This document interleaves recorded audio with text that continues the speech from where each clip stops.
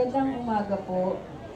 Una po sa lahat, taus-puso kami nagpapasalamat sa ating puting Mayor Vico Soto, Vice Mayor Robert Jaworski Jr., Congressman Roman Romulo, sa ating Committee on Culture and Arts na pinamumunuan ni Konsehal Angelo De Leon, sa ating mga magigiting na City Council, kay Sir Patrick Plandiano ng Kato, sa lahat ng department heads at sa bawat kawani ng lokal na pamahalaan ng Pasig.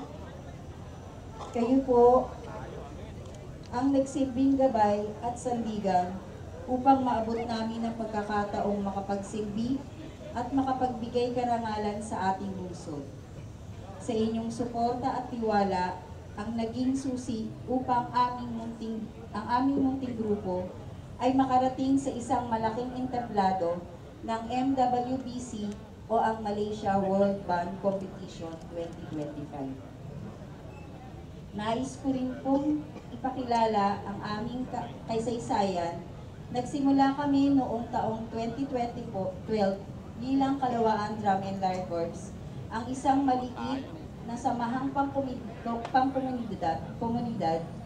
Ngunit dahil sa dedikasyon at pagsusumikap, kami ay lumago at muling ipinanganak bilang Pasig City Crown Drum and Lyre Organization Incorporation. Ngayon, kami po ay opisyal na kinikila at pinagtibay sa ilalim ng Resolution Number 82-11 Series of 2025 bilang isang lehitimong grupo na nagtataguyod ng kultura at sining dito sa ating lungsod.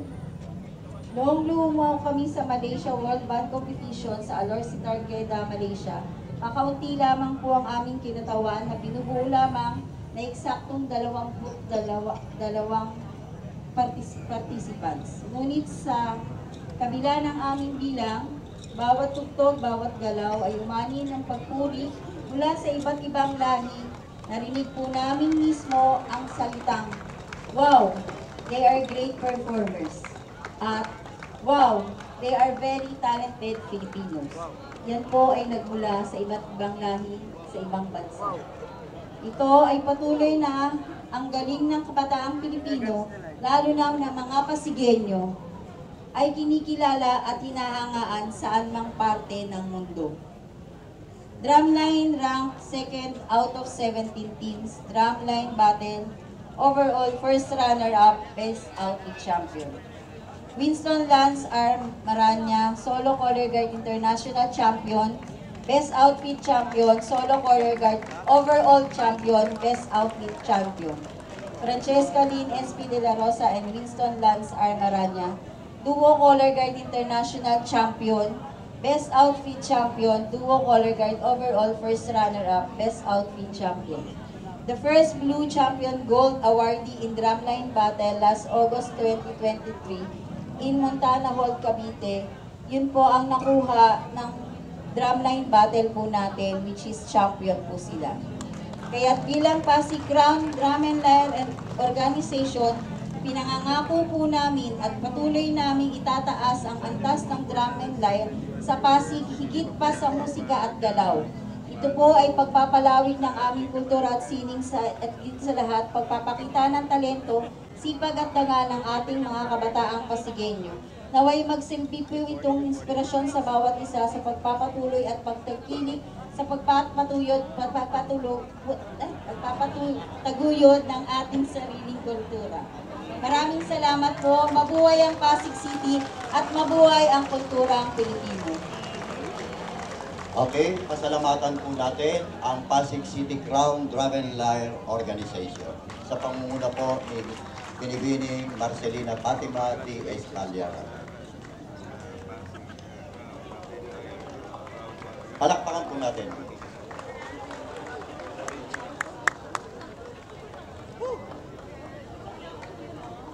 Okay, karagdagang paalala po, ngayong buwan din po ng Oktubre, simula ngayong Lunes hanggang Biyernes, ang PBC ID capturing ng Barangay Santolan. Ano po, isang linggo po yan, may bilang sila na 5,700. kasama namin ang team ng MIS para po i-capturing ang bagong ID ng ating mga senior. At ngayon din po, ngayong araw na to, sa Doña Juana, Rosario po, ang payout po ng ating octogenarian, nonagenarian, at centenarian mula po sa sa local government po ng Pasig. At maging ang releasing po ng burial, ngayon po yan, ongoing siya. Karagdagan po dun sa PBC ID capturing, dun sa mga naunang mga barangay na hindi pa nila nakukuha, maaari po nilang puntahan sa tanggapan ng OSCA sa tanghalan para kunin ang kanilang mga PBC ID.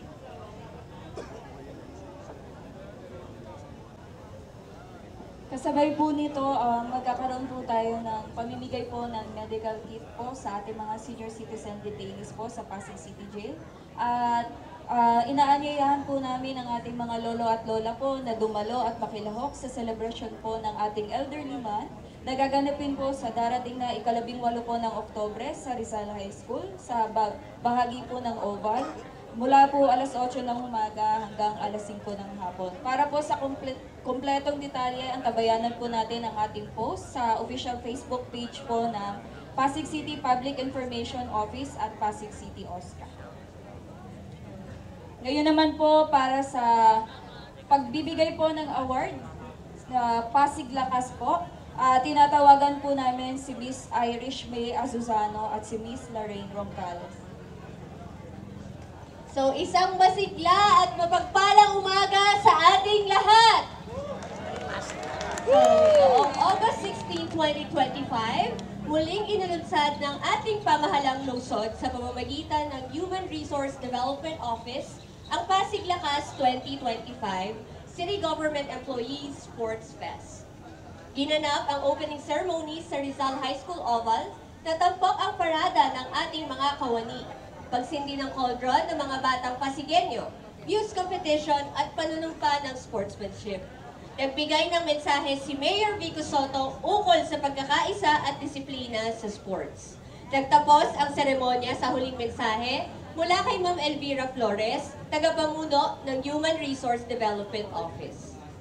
Mahigit isang buwan ng event na ito na nilahukan ng ating mga kawani sa iba't ibang paligsahan tulad ng basketball, volleyball, badminton, bowling, darts, chess, Mobile Legends, at palarong Pinoy. Matagumpay itong natapos noong Setyembre 27, 2025 na lalong nagpatibay ng samahan ng mga lingkod bayan. Ngayon, bago tayo tumungo sa awarding, malugod naming pinasasalamatan ang mga sumusunod. Congressman Roman Romulo, Mayor Vico Soto, Vice Mayor Dodot Jaworski, Sangguniang Panglungsod Districts 1 and 2, Attorney Jeron Manzanero. Mga Departamento, Office of the City Mayor, Office of the Vice Mayor, Office of the City Administrator, Office of Councilor Maro Martinez, Cultural Affairs and Tourism Office, Office of General Services Asset Division, Office of the Building Maintenance, Management Information System Office, Public Information Office, Engineering Department, City Environment and Natural Resources Office, Clean and Green, Solid Waste and Management Office, City Health Department, Peace and Order Department with Bantay Pasig Division and Public Safety Division, Traffic and Parking Management Office, Tricycle Operation Regulatory Office, Pasig City Disaster Risk Reduction and Management Office, Community Relations and Information Office, Bureau of Fire Protection, Philippine National Police, Hymn of Renaissance Corps, Pasig City Symphonic Band, Coro Pasigueño, and the City Human Resource Development Office. At gayon, ating tunghayan ng mga nagwagi sa iba't ibang larangan ng paligsahan sa Pasig Lakas 2025. Tinatawagan po ang ating kagalang-galang na Mayor at Vice Mayor, 10 na mga kasapi ng Sangguniang Panglungsod para sa paggawad ng mga tropeyo at gantimpala. Sa larangan ng chess, second runner-up, PCGH Chess Team.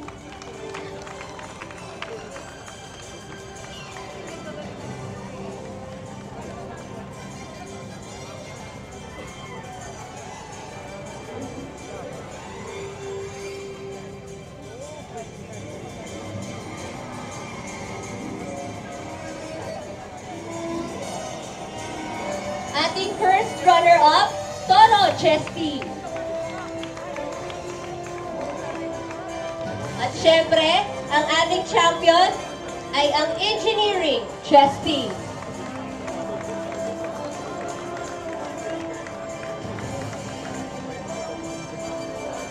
Sa larangan naman po ng darts, third runner-up, Engineering Darts Team.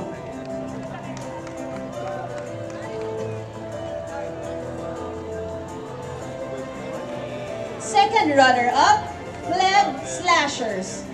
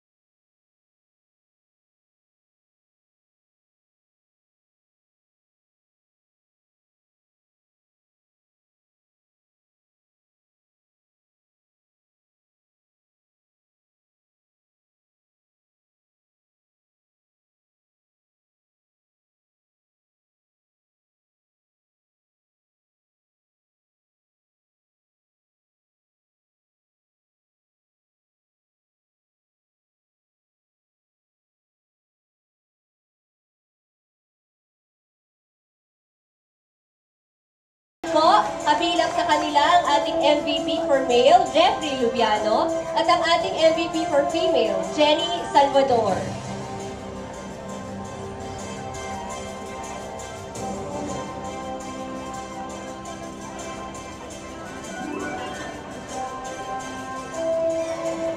Sa larangan ng Mobile Legends, ang ating pong second runner-up ay ang Oscar Blue Thunder.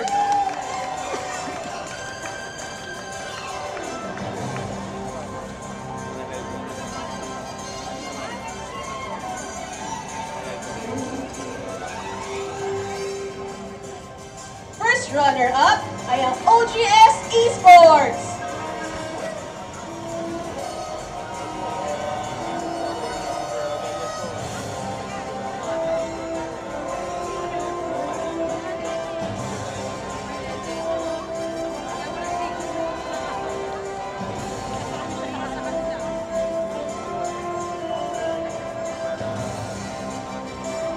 At ang champion ng Mobile Legends, PCCA Child's Hope Chaos.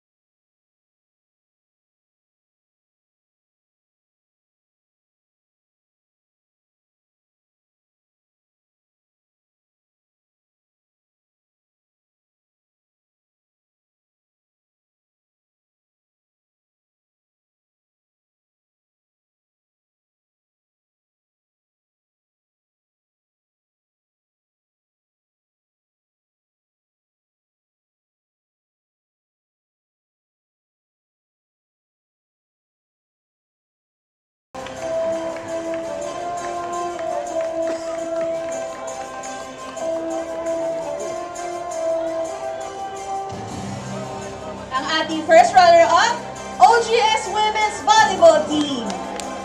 At nasa team na ito po ang ating season's MVP na si Nancy Suplente.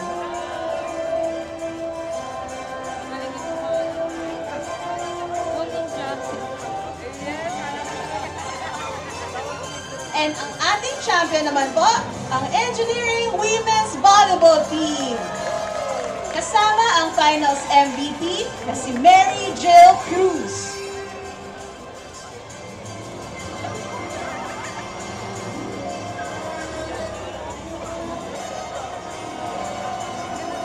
Mula naman po sa Men's Volleyball.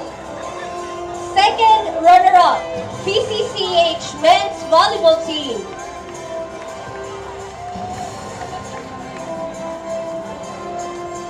First runner-up, Engineering Men's Volleyball Team. At syempre po, ang ating champion, PDRRMO Men's Volleyball Team. Kabilang ang season MVP na si Ritzbon Castillo at ang finals MVP na si Arvin Bueno.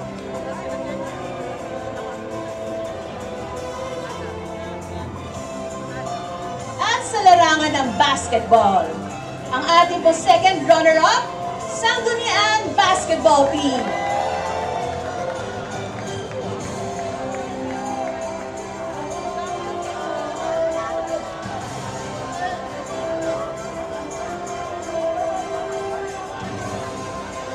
Para sa ating first runner-up, POD Basketball Team B.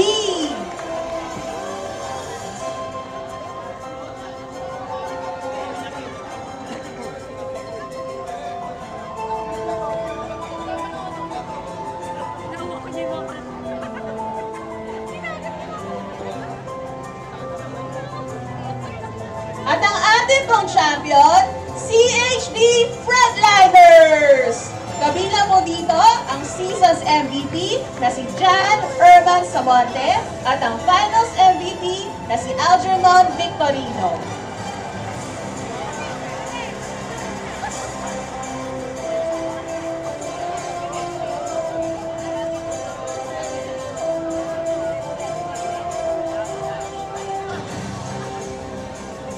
Congratulations sa lahat ng ating mga manlalaro at sa lahat ng nasa likod ng Pasig Lakas 2025.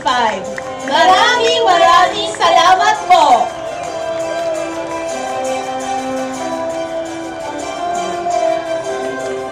Okay, maraming salamat Binibining Irish at Lareng. Maraming salamat po sa mga departamento at tanggapan na nanguna sa maikling programa sa umagang ito.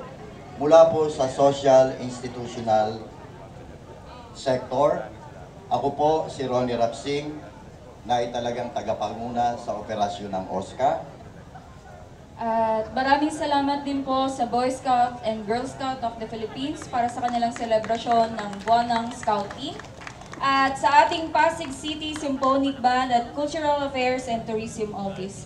Ako po si Marjeline Bandalobar mula po sa OSCA. Kami ang naging guro sa palatuntunan ngayong umaga. Maraming salamat po. Okay, sa pagkakataon pong ito, pakinggan po natin ang mensahe ng ating punong lungsod ng Pasig. Mga kasama, palakpakan po natin si Mayor Vico Soto. Maraming salamat. Magandang umaga sa ating lahat. Sa lahat ng mga nagwagi sa Pasig Lakas, congratulations sa ating mga atletang empleyado. At good morning Vice Mayor Dodot sa ating City Council. Maraming salamat din po sa ating Elderly Council na nandito kasama ng OSCA ngayong umaga.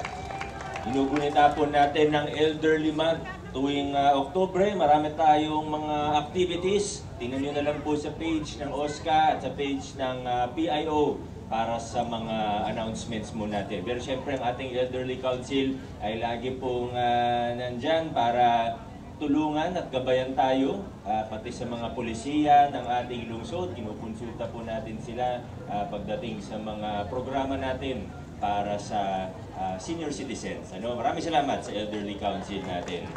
Binabati din natin ang ating mga scouts ngayong Scouting Month. Maraming salamat, lalo na sa mga nag-assist sa atin, mga Boy Scouts, Girl Scouts, At tuloy-tuloy naman po ang suporta ng inyong lokal na pamahalaan mula sa monthly support hanggang sa annual membership fees natin. Hindi naman natin makakalimutan yung mga tulong sa ating scouts, lalo na nandyan si Rover Scout Paul Sinogat, ano? Sino pa ba? Ako, congratulate ko rin ang mga kasama sa May Bunga Rainforest Park. Dahil sila po ay kinilala sa National Awarding sa Tourism Awards, ano? Bilang Best Sustainable Tourism Site. National po yung nakuha nilang award. Yun, Sir Patrick Sacato, congratulations po. Ano pa ba nangyari kanina? Sino pa nga dito na bate? Okay na, okay. Of course, sa ating Pride of Pasig, ang Pasig Crown Drum and Lyre, congratulations! Isa na namang, ayun, tutun pala sila. Kanina kasi nandun kayo sa kabila. Talagang ang dami na nilang napanalunan, ano, na international, hindi lang Pilipinas, international competitions, nakaka-proud. Kanina, tinitingnan ko po yung alaga ni Ma'am Winnie. Ang galing po ng alaga niyo, Ma'am Winnie, ha? Nanunumpa tayo, nagtataas din po siya ng kamay. Sa atin pong lahat, maraming salamat, magandang umaga, have a great week ahead. Adjourn na po tayo.